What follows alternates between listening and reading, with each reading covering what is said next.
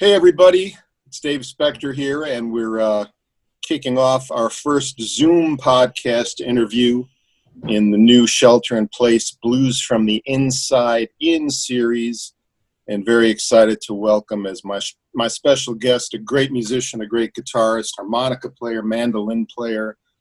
It's been a fixture on the Chicago blues scene for decades. Say hey to Billy Flynn. Hey Billy. Hey Dave, thanks for having me today. Hey, it's great. You were my first guest on my Adventures in Guitar series probably about 12 years ago, and you're my first guest on my first Zoom podcast. So I appreciate you, man. History making time. Yeah. Hey, how have you been dealing with this terrible situation and lack of gigs and lack of tours?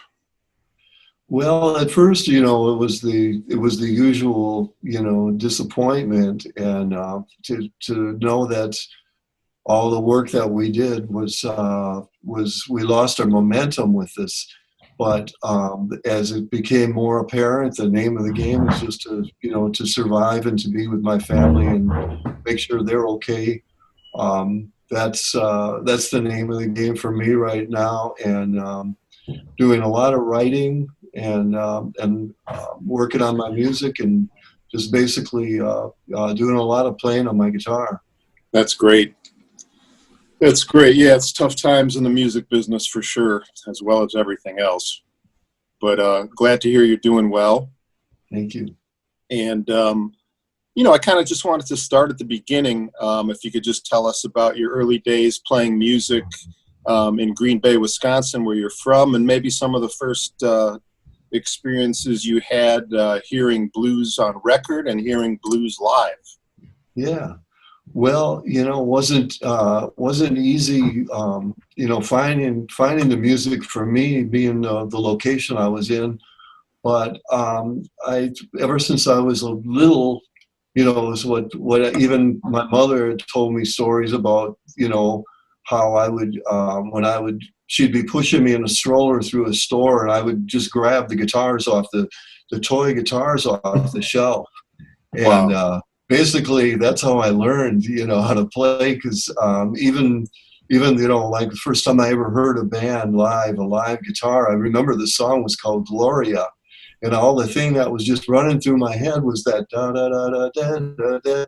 So I took out my Mickey Mouse guitar, and I learned how to play that.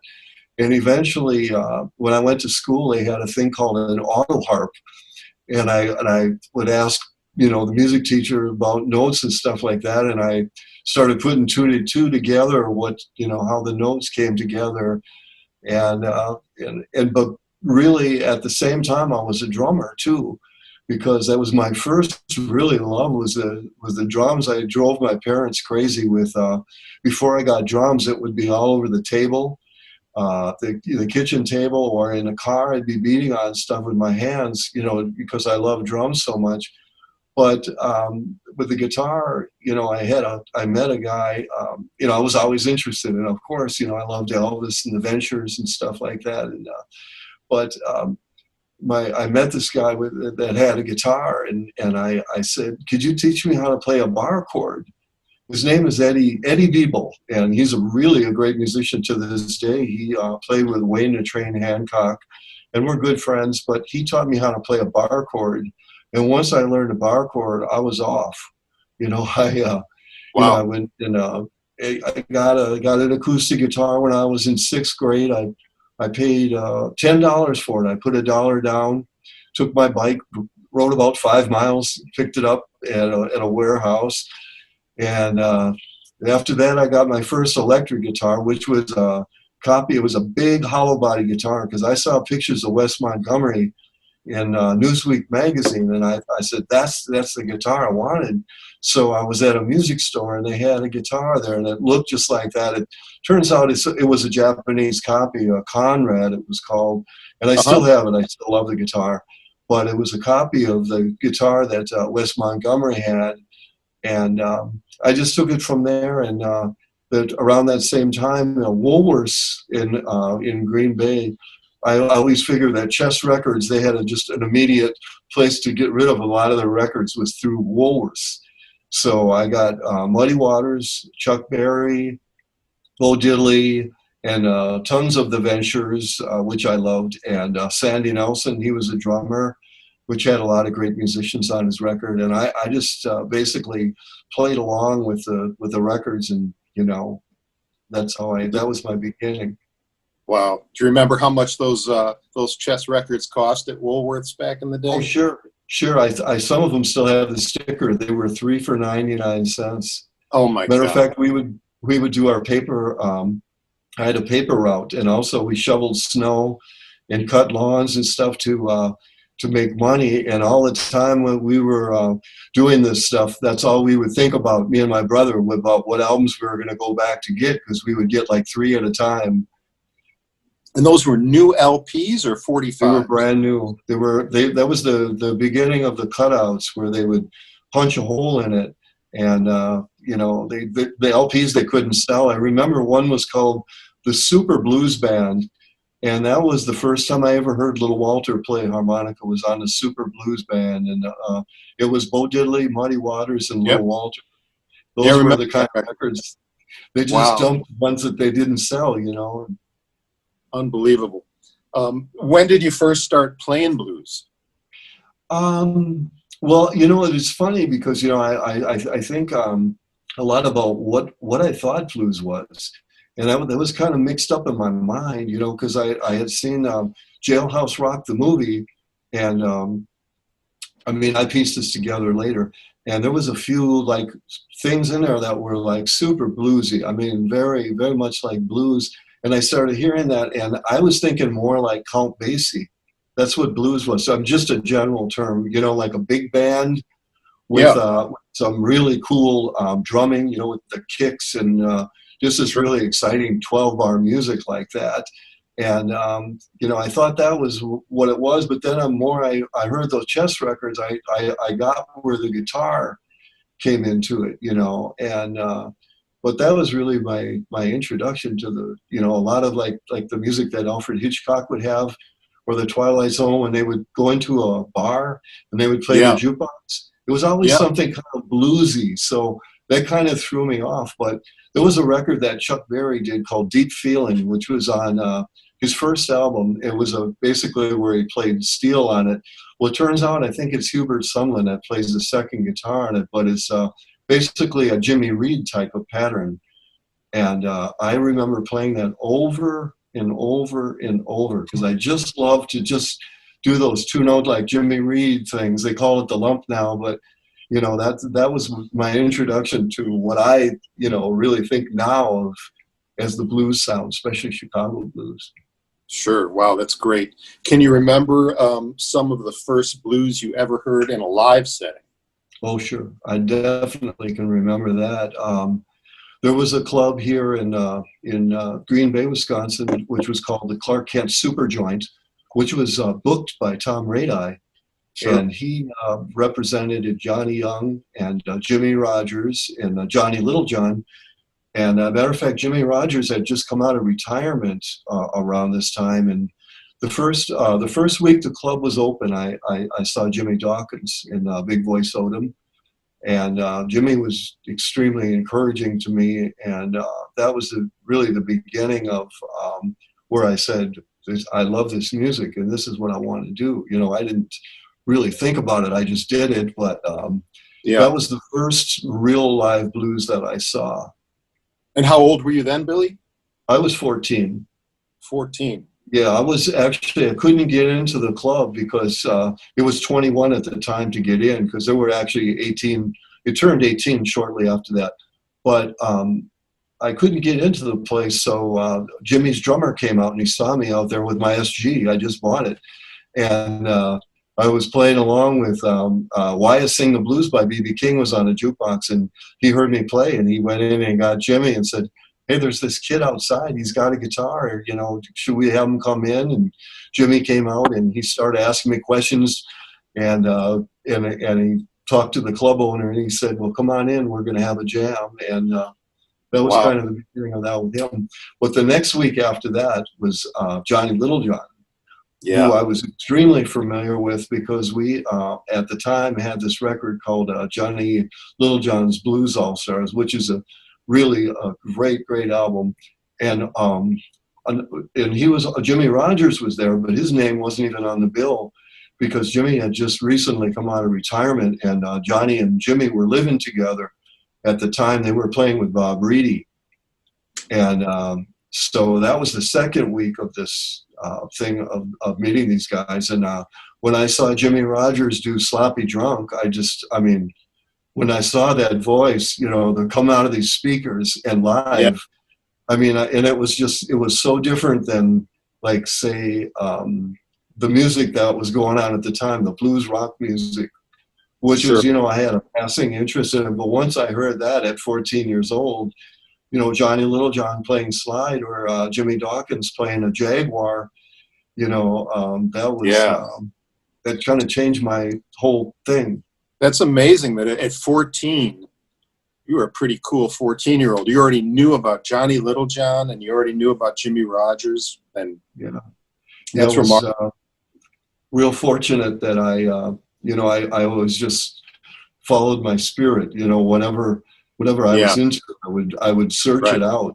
And it was always hard to find, but, you know, it was worth finding. Yeah, and it's also fascinating that the first live blues you saw was Jimmy Dawkins, and I know he's really still is one of your all-time heroes. Yes. Blues guitar. Talk a little about Jimmy's style and his attack and technique. It's so different and so unique. Yeah. Well, Jimmie, when I first saw him at Clark Kent Superjoint, he was playing the Jaguar, you know, the solid body guitar. Later, he was known for playing the big 355 Gibson stereo. But at the time, he was playing this Jaguar, which really caught my attention. And, he had a guy named Detroit Jr. playing organ for him. He had a Vox Jaguar organ. So the music that they were playing, to me, what I remember it sounded like, it was very much like early, what would be called early funk music.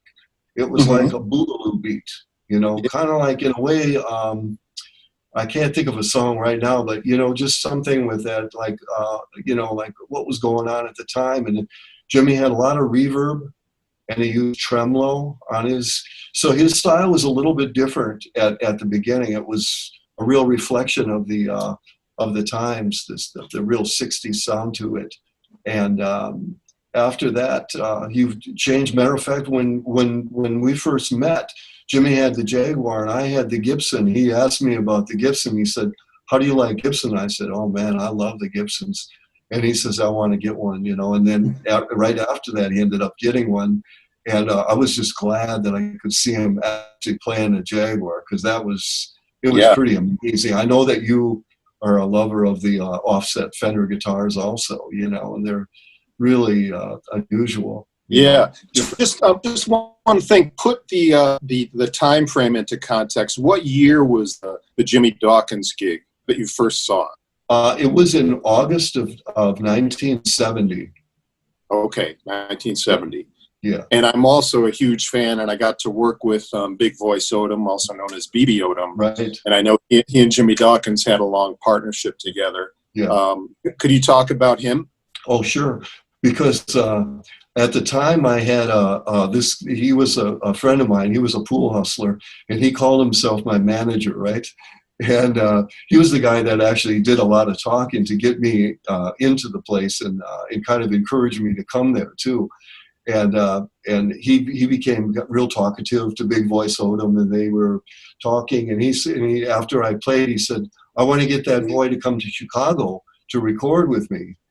And, you know, I mean, if that would be now, well, that wouldn't be any problem. But I was 14 years old. I mean, I had no idea how to pursue it. But just the fact that he asked me to, you know, to do it, that was really exciting. It was like it was a step to me in the right direction. It was like, was my first step to get to Chicago. Yeah. When did you eventually get to Chicago? Well, that was around 78. around 77, 78, because my brother, he's a year older than I am. He was working in Chicago, and we'd go out to the clubs and stuff. Just to back up a little bit about Big Voice Odom too, is that what I really remember about him mostly, that other than sounding like B.B. King and just totally blowing our minds, was that the mic cord that he had was really shorted. So it was like, you know how those old mics, you see them taped up, you know, and stuff. Yeah. The mic kept cutting out, but it never like affected him where he would like notice that it didn't. He was just so in the zone, you know. And at the time, it was just like, this guy's just really into it. I mean, it's just, you know, it was amazing how powerful he was. He didn't really need the mic. Exactly. That's what I say about Johnny Littlejohn too. He had such a powerful voice. I remember seeing him at Rose's, and he didn't need a mic. You know, his voice was so big and so, just carried so well. Yeah, Big Voice. That was one that got away. You know, Johnny Littlejohn. You know, like, I mean, he could have been as big as Muddy in his. You know, I mean, and when really the time frame, you know, when he was born, and his whole story is, you know, very similar to that. Yeah, yeah. Talk about some of the other unsung heroes of Chicago blues guitar, and I know you got to play with people like Little Smokey Smothers and Otis Rush, of course. But talk about some players, and maybe recommend some players to our listeners that the general blues audience might not be familiar with. Yeah, well, when I think of Little Smokey and both James Wheeler, two guitar players that were just, you know, like, they just had beautiful tone, and they were just such mature players, you know. And when I would be on stage with them, I had to come up with something, you know. I mean, I had to sound good. So I learned a lot playing next to those guys about tone and about fitting in, you know, like as another guitar player. And so I would definitely you know, like recommend finding anything you can with Little Smokey on it. He didn't really record a lot, and also James Wheeler didn't record a lot. Both of those guys, but they're definitely worth checking out for, you know, as far as some of the newer ones. There's a guy, you know, going back years ago. Unfortunately, I never got to meet him, but his name was Lefty Guitar Bates. And he was really great. If anybody out there can find it, I think it's called Rock Alley. If you can find a 45 called Rock Alley by Lefty Bates. Lefty Bates was an unsung hero of Chicago music, not just blues, but he was also a great jazz player. And he, I see some similarities the way he played blues in some respects to Otis Rush, without the, you know, the heavy emotional content, but just those stinging of his notes, and maybe being a left-handed also. Interesting. Yeah, just so our listeners know, if you're not familiar with Smokey Smothers and you go to look him up, Little Smokey had a brother, Otis, who was known as Big Smokey, and their styles were completely different. Right. And I'm sure you knew and got to play with Big Smokey as well. So talk for a minute about that difference between the two that was so special. Well, you know, like Little Smokey told me, you know, we got to be really good friends. We would drink Miller Lite and play guitars all day when we weren't you know, just playing, or, you know, in the van. We'd always get to the room and we just, you know, play our guitars and stuff. But Smokey told me that that he really wanted to play jazz, and I think, you know, what by saying that, it more like Kenny Burrell, you know, that style of Grant Green of guitar. He really liked that Chitlins Carney and, you know, stuff like this. And so his thing was more Albert King and a little jazzier sound, where he had a lot of skill, and he went to a music school, you know, to learn how to play guitar. And his brother was more like a self-taught genius, I guess you could say, because his lyrics, nobody could come up with like lyrics what that man did. I mean, he was brilliant in a way, kind of like Jimmy Reed was. I think he was a lot like Jimmy Reed, actually, you know, like a real gut bucket blues, but elegant in a way that, his lyrics were the shining, part of that, and Yeah. just interesting songwriter. Right, and Big Smokey recorded for Federal, didn't he? Right. Yeah. With Freddie King. Yeah. Freddie King on second guitar. Yeah, that's amazing. Did you ever see Freddie, Billy? Did you ever see Freddie? I never saw Freddie King. No, I never did. Jimmy Dawkins would tell me stories about him, like when he would break a string, that he could actually, when he was singing, he could take a string and somehow tie it together and tune it back up and make it work. Oh my that's God. a legend. Yeah. That's a legend. So kind of take us through we left off, I think, in the late 70s. Talk about some of the other important gigs you had with Chicago blues players, and also maybe with some Wisconsin-based blues players. Okay. Well, I would say that, when I finished school, that's when I started playing with Jimmy Dawkins. That's when we connected again. And I played on and off with him until almost the end for him. I think it was his last gig was with me at Smoke Daddy during the Blues Fest. The last year he was alive, I think it was 2013. And at the same time, I was playing with the legendary blues band. That was a big breakthrough for me, was with the legendary blues band, and recording with them and doing a lot of traveling with them. And man, I wish I could think of a lot of the people. Dietrich Farr. I mean, I played with Dietrich Farr, Mississippi Heat for a while. I played with Otis Rush for a while.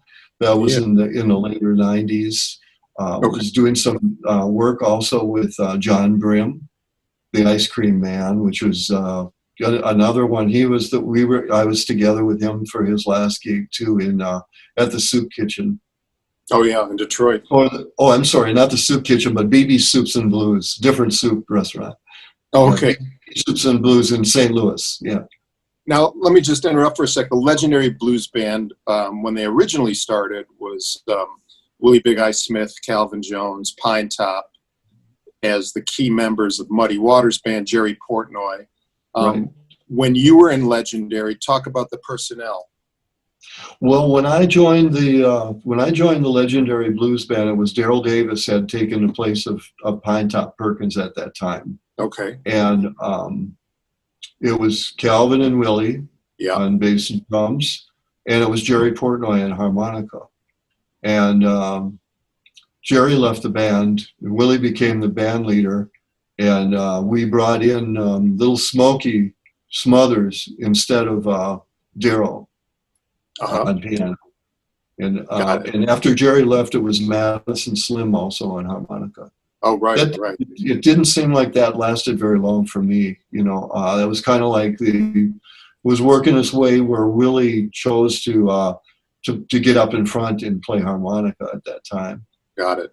Yeah, I was in that band for a short stint in 1989, I believe. Mm-hmm. It was John Dewich and myself were on guitar with Willie and Fuzz.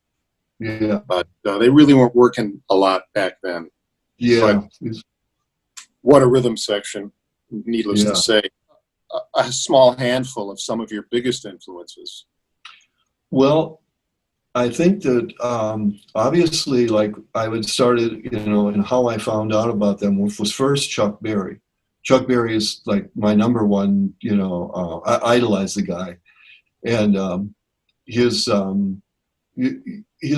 music was so different because it wasn't just blues. He was singing in different languages, and but the whole guitar thing got me so started. It turned me on to different people because he in an interview said that he liked Charlie Christian and Elmo James, and I'm like, those are two names I remembered, and I found records by them, and I went, wow. Yeah. Just that alone is, if you would have just told me, that would have been heavy. But B.B. King would be after that. B.B. was on the television all the time on Johnny Carson's show and Flip Wilson's show, and he was all over the place. And really, the first real blues record I ever bought was "The Thrill Is Gone," You know, it was a 45 on Bluesway, and still to this day, it was one of my favorite songs. I love the song. I never get sick of it. And but that's Chuck Berry, B.B. King, and I definitely have to say Jimmie Rodgers is in there. And you know, and as far as slide playing, obviously all the Johnny Littlejohn and Elmore James would be number one for me. You know, Hound Dog Taylor. Yeah. And the other style of slide, it would be Earl Hooker. Sure. And Robert Nighthawk. Those two guys blew my mind, you know. And Tampa Red, all three of them in the line created what we kind of know as slide. Right. Is it true that Tampa Red taught Robert Nighthawk? Or I think he influenced them big time, because you know, my gauge of how if somebody influenced somebody is if they do their songs. Yes. You know, and he does all his, you know, like, I mean, this song he did, I'm Not Much to Look At and I Don't Pretend to Be, you know, that's an old Tampa Red song, you know, even Anna Lou turned into Anna Lee, you know, so there was a lot of influence there. And it's interesting, you look at Tampa Red, he was the blueprint. Then Robert Nighthawk came on and he put his heavy, deep, toned guitar on it. And then a guy named Earl Hooker came along and he heard Robert Nighthawk, and Earl Hooker had such a brilliant, clean reverb kind of sound, and he put a sparkle on it. So you can see the line of change. Yeah. Talk about Jimmie Rodgers for a moment, because Jimmie's style is not going to hit you over the head with heavy bends and flash. It's beautifully subtle and understated. And talk about his style, his role, and of course the classic Muddy Waters bands in the 50s, and then his legendary solo recordings on Chess. Well, when Jimmie started off, he was playing mostly by himself or with Little Walter, or, you know, with Muddy, maybe just 2 or 3 pieces. So he would be playing the bass lead, and kind of like what I was talking about before, more of the solo approach. And to know that style is to know that the B.B. King single string style was relatively new. Like when Eric Clapton came out with that was around the time, really not too much further than when I first started getting into blues. So that whole style of the guitar soaring and taking off as a solo instrument, really B.B. King, I think, is the one that really did that. You know, that brought it to that level. Yeah. I think T-Bone did as well, but on a more subtle level. Yeah. You know, B.B. I think brought the range into it. T-Bone all stayed, you know, because back then they had the archtop guitars that didn't have the range. So when B.B. came out, he not only did what T-Bone did up here, but he moved it all over and added his own thing to it also. Yeah. But getting back to Jimmie Rodgers, he was more of a finger picker, and you know, like something like.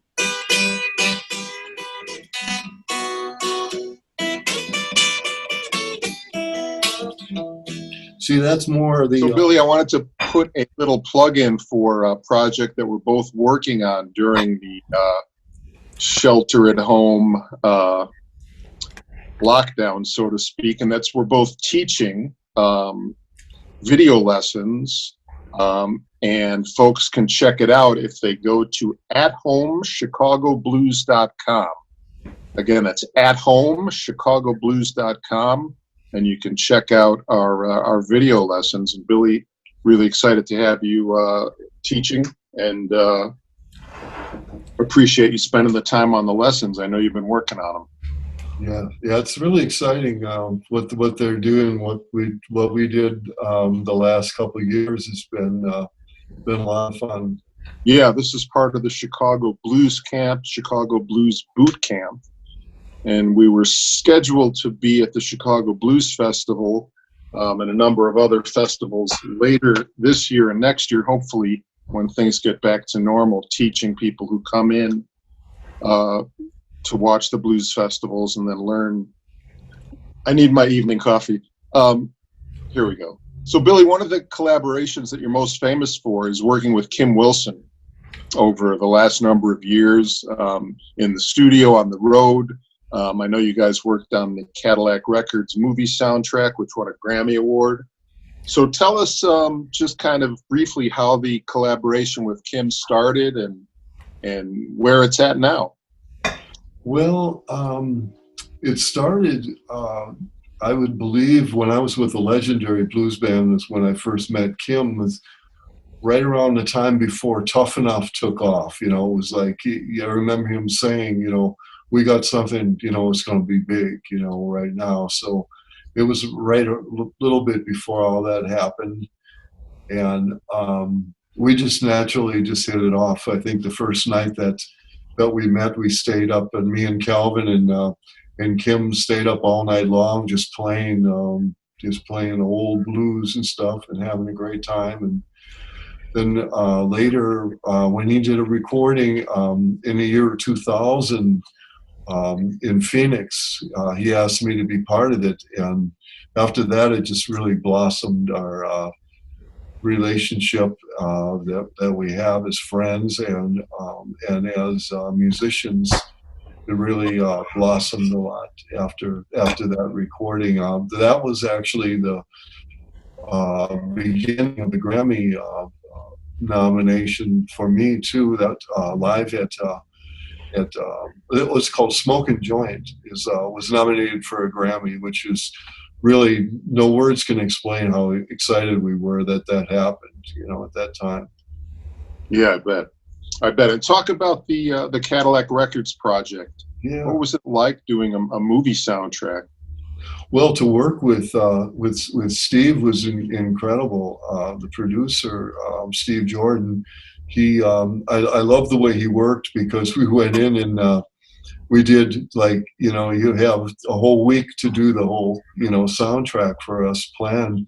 And I think that we ended up doing a majority of it in just hours. We just were having such a great time. And I just watched him work, and it was just the average person would say, oh, well, we got this done today. This is great. We're going to quit. But Steve just let it kept going and going. And I liked the way he worked, you know, and, you know, and what the interesting thing was too is that when they send me a CD to learn the material for the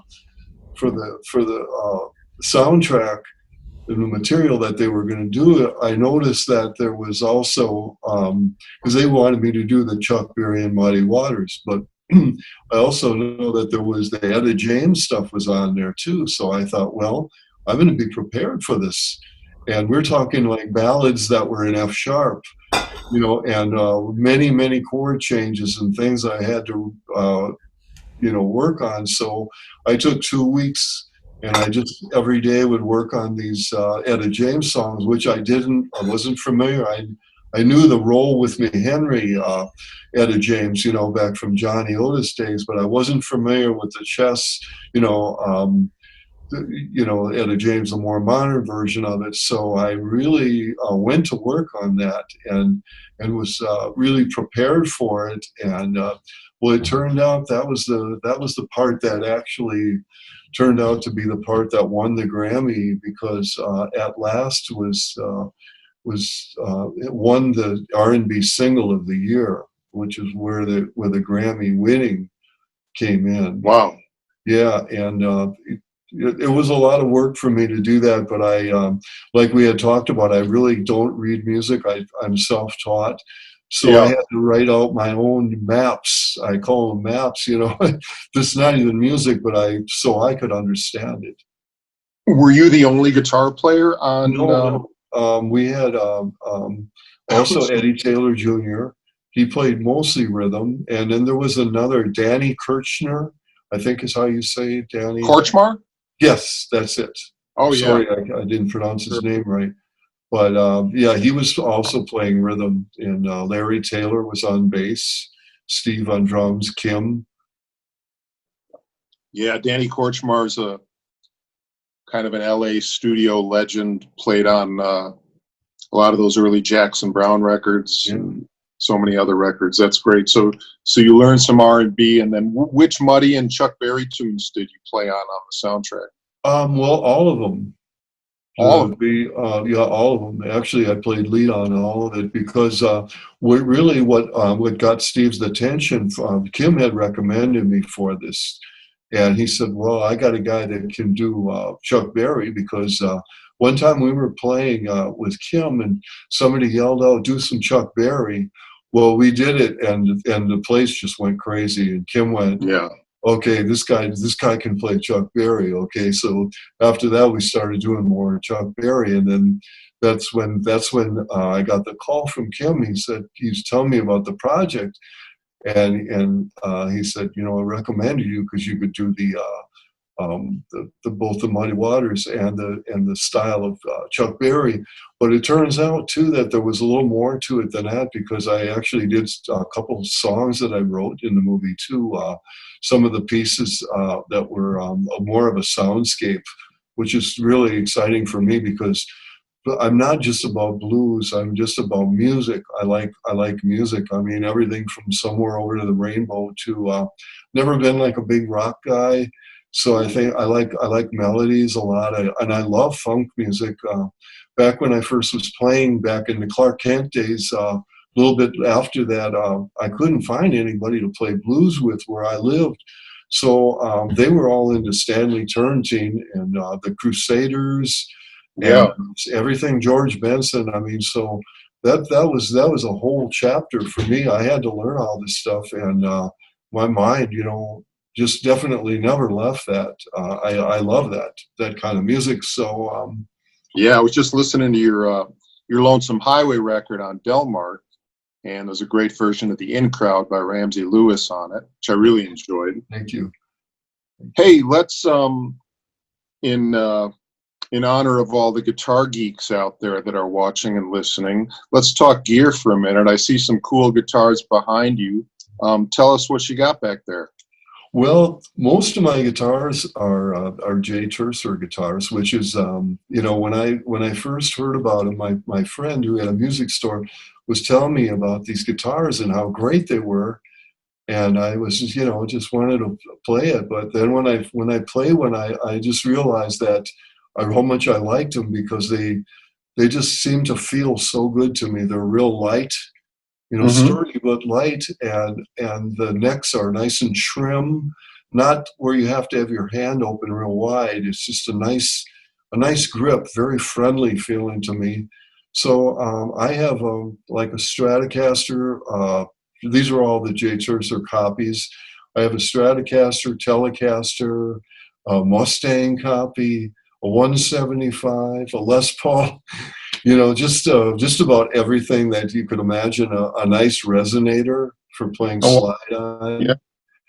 But the thing is that, like I told you about the copy that I got. My first electric guitar was a Conrad copy of a jazz guitar. So I kind of, like, way back then was even into the I just didn't want to have what everybody else had. I just wanted to have something a little bit different. And these guitars are really unique.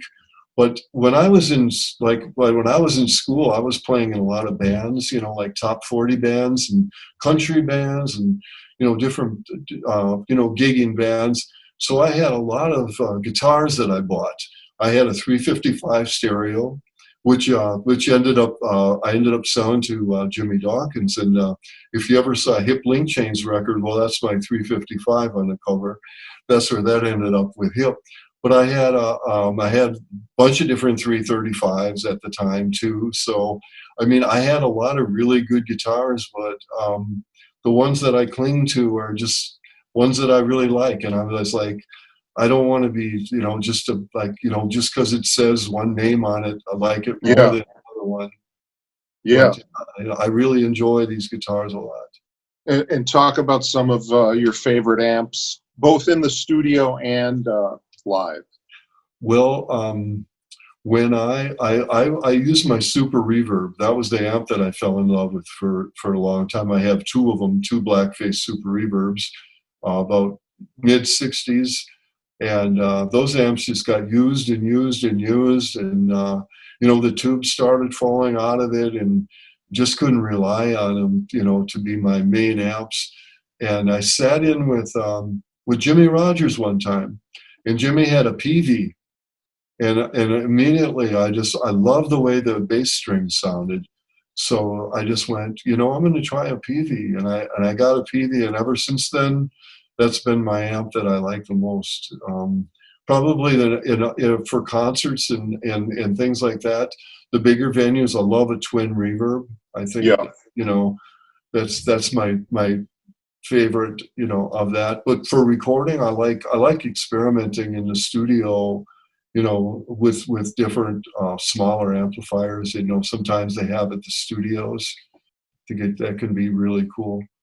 When you were replicating Chuck Berry and Muddy Waters and the sound of Chess Records on the Cadillac Records soundtrack, were you able to use instruments from that era, or did you just use your own stuff? I had, believe it or not, I had my own guitar tech, and he would come in. And matter of fact, if you listen to the Cadillac soundtrack, you'll hear that there's a Beach Boys number in there because Chuck Berry covered one of the Beach Boys tunes, so they wanted to have that rendition in there. So he said, "Tomorrow we're doing surf music," and I said, "Okay, no problem." And yeah. And I said, "I'll need a 64 Jaguar and a deluxe reverb. Make sure the reverb works." Yes. And so with the Chuck Berry, I used it's like a gold top. What is that? A 295, I think. Are you familiar with the 295? The It's 295. a gold top 175. Yeah. Like the Chuck Berry had. Yeah, that's what I used for the early Chuck Berry stuff. Oh, wow. A 295. Those are great. Yeah, it really, he took the guy that he said Bob Dylan really wanted to buy that guitar from him, but he said, "No, I'm not going to sell this one because too many people have played it, and it was a beautiful guitar." Hey, man, Bob wouldn't have played it right anyway. He does his thing, Yeah, I know. Hey, any younger players on the scene that you like or are excited about that are kind of playing things right, carrying on the tradition, or inventing their own thing? Yeah. Well, there's a guy that I work with in Cashbox Kings. I think he's extremely talented. He's 18 years old. I call him Zabi Doo, but his name is Xavier, and he's a marvelous guitar player. He took some lessons from some gospel guitar players in Milwaukee, and I really like him a lot. And well, of course, Little Frank. I think Little Frank Rakowski is a great guitar player too. He's getting old though. Yeah. Well, we're all getting there, Yeah. Any plans for a follow-up to the Lonesome Highway record, or any new recording plans with anyone else? Well, my right now, things are kind of on hold, but I'm writing a lot. I just wrote 5 songs for Bob Stroger. Oh, wow.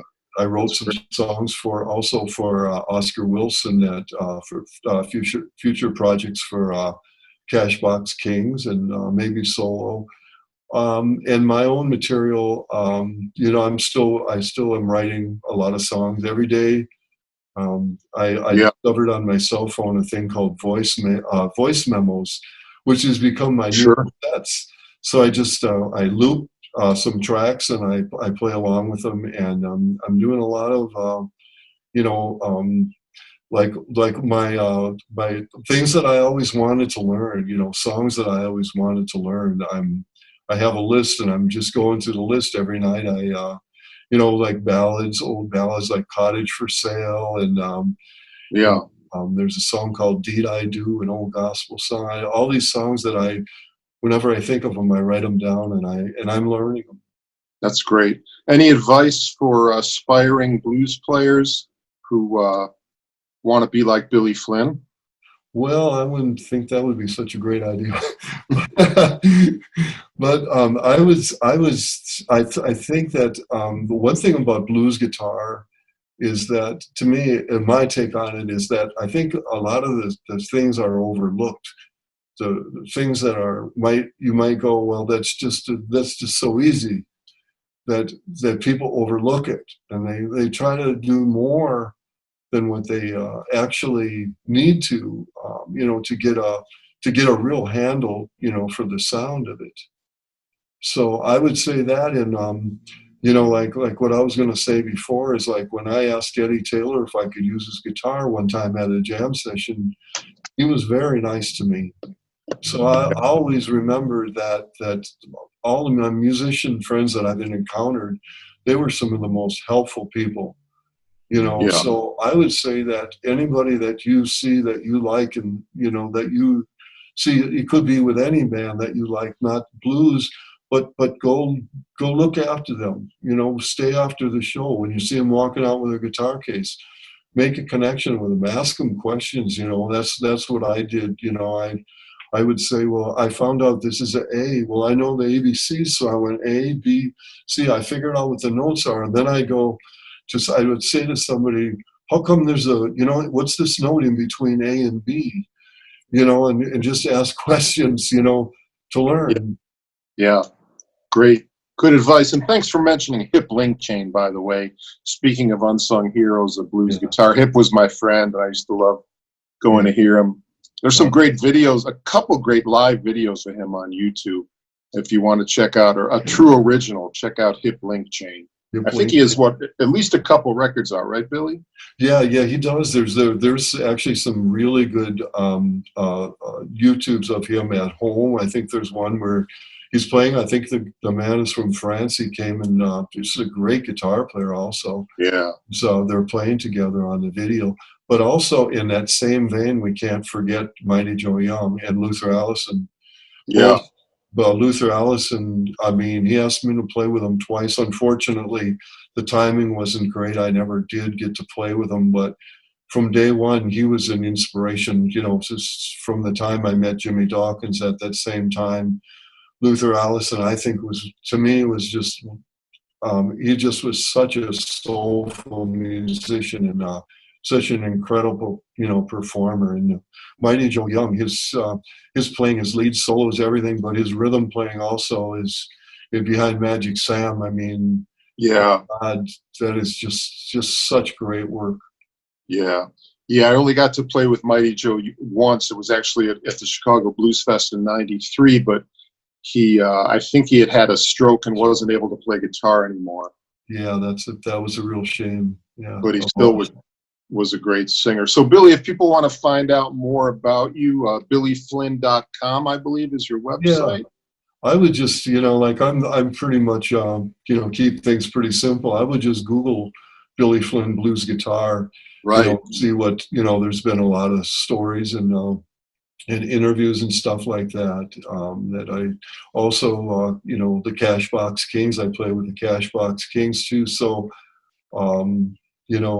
if things ever get to where we can play again. Yeah, God willing. Yeah.